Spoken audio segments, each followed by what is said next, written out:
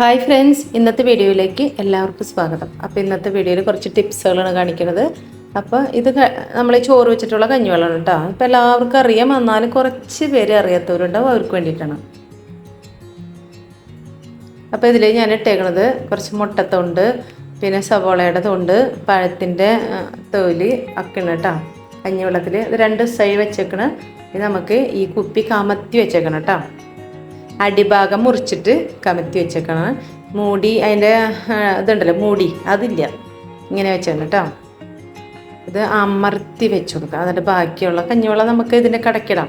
പൊട്ട് പ്ലാവിൻ്റെ കടക്കിന് കേട്ടോ വെച്ചേക്കണം. കുറച്ച് തള്ളിയിട്ട് വെക്കണം, കടക്കണം. അപ്പോൾ ഞാൻ മിക്കൻ്റെ കടക്കിൽ അങ്ങനെ വെച്ചിട്ടുണ്ട്.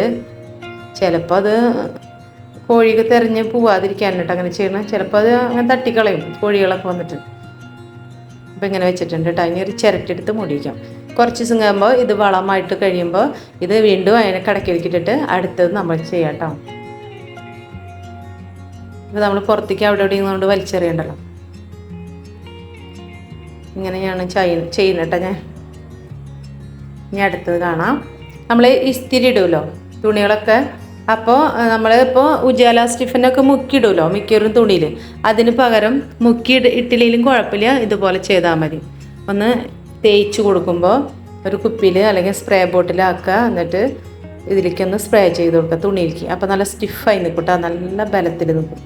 അല്ലെങ്കിൽ കോൺഫ്ലവർ ഉണ്ടല്ലോ, അത് 1/2 ടീസ്പൂൺ എടുക്കുക. ഒരു ഗ്ലാസ് വെള്ളത്തിലൊന്ന് കുറുക്കിയെടുക്കുക. എന്നിട്ട് ഇരട്ടി വെള്ളം ഒഴിച്ചിട്ട് ഒന്ന് അരിച്ചിടുക.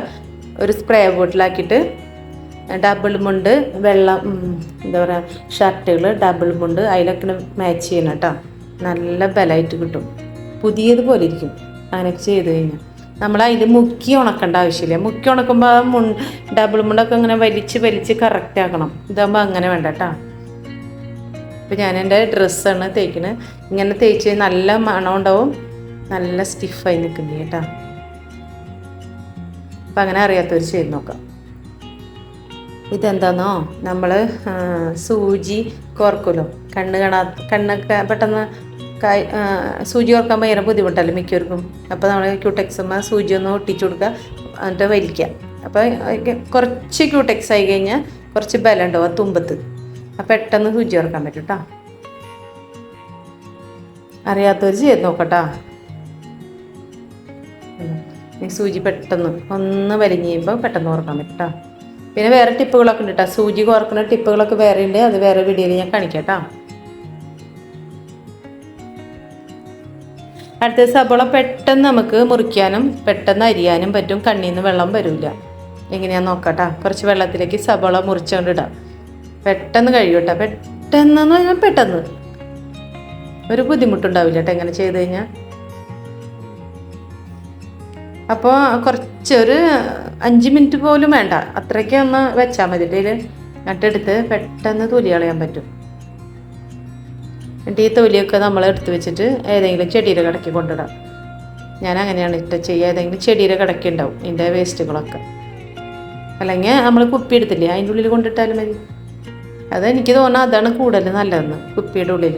അപ്പോൾ കുപ്പികളൊക്കെ കളയാണ്ട് ഇതുപോലെയൊക്കെ എടുത്ത് വയ്ക്കുക.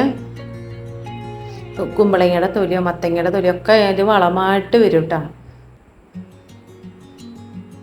പെട്ടെന്ന് തൊലി പോയി കിട്ടും കേട്ടോ. അറിയാത്തവർ ചെയ്ത് നോക്കുക. കണ്ണിൽ നിന്നൊക്കെ വെള്ളം വരും കേട്ടോ സബോള അരിയുമ്പോൾ. അപ്പോൾ ഇത് പെട്ടെന്ന് അരിയാനും പറ്റും കേട്ടോ. പെട്ടെന്നായില്ലേ. അടുത്ത ടിപ്പ് കാണാം. കണ്ടോ, അതുപോലെ മരത്തിൻ്റെ തവി ഉണ്ടല്ലോ, അത് കുറച്ച് നാൾ നമ്മുടെ അടുക്കളയിലൊക്കെ ഇരിക്കുമ്പോഴല്ലോ അത് പൂപ്പൽ വരുന്ന പോലെ തോന്നും കേട്ടോ. പിന്നെ കുറേ നാളത്തെ പിന്നെ ഫിനിഷിംഗ് ഒക്കെ പോകും. അപ്പോൾ എന്താ ചെയ്യുക, ഇതുപോലെ ഒരക്കടലാസില്ല, അതിൻ്റെ പേരൊന്നും എനിക്കറിയില്ല കേട്ടോ. നല്ലോണം അവിടെ ഉരച്ചു കൊടുക്കാം കേട്ടോ. പൂപ്പലൊക്കെ വന്നിരിക്കും. നല്ലോണം ഉരച്ച് കഴിയുമ്പോൾ തന്നെ അതിൻ്റെ നല്ല മിനുസായി കിട്ടും. എന്നിട്ട് തുടച്ചിട്ട് നമുക്ക് എണ്ണ വരട്ടി കൊടുത്തു നോക്കാം കേട്ടോ. നല്ല മിനുസായിരിക്കും. അറിയാത്തത് ചെയ്തൊക്കെ. വീഡിയോ കണ്ട് ഇഷ്ടപ്പെട്ട ലൈക്ക് ചെയ്യുക, കമൻറ്റ് ചെയ്യുക, സബ്സ്ക്രൈബ് ചെയ്യാൻ മറക്കരുത് കേട്ടോ. നല്ല മിനുസായിരിക്കും. ഇനി ഇത്തിരി എണ്ണയൊക്കെ പുരട്ടി നല്ല മിനുസായിട്ടാണ്. നിങ്ങൾ കാണുന്ന പോലെയല്ല, നല്ല മിനുസായിട്ടുണ്ട്. ഇത് കുപ്പിയുടെ ഏറ്റവും അടിഭാഗം വട്ടത്തിലെടുത്തിട്ട് ദ്വാരങ്ങൾ ഇട്ട് കൊടുക്കണം കേട്ടോ. ഇത് സിങ്കിൻ്റെ ഉള്ളിലോട്ട് താഴോട്ട് വെച്ച് കഴിഞ്ഞാൽ നമ്മൾ കറിവേപ്പില വേസ്റ്റുകളൊന്നും താഴോട്ട് പോവില്ല. അപ്പോൾ ഇത് നിറയുമ്പോൾ നമുക്കെടുത്ത് കളയും ചെയ്യാം. അപ്പോൾ അറിയാത്തവരുണ്ടാക്കി നോക്കാം. ഇങ്ങനെ ചെയ്ത് വയ്ക്കാം കേട്ടോ. പുതിയ വീഡിയോ വീണ്ടും വരാം.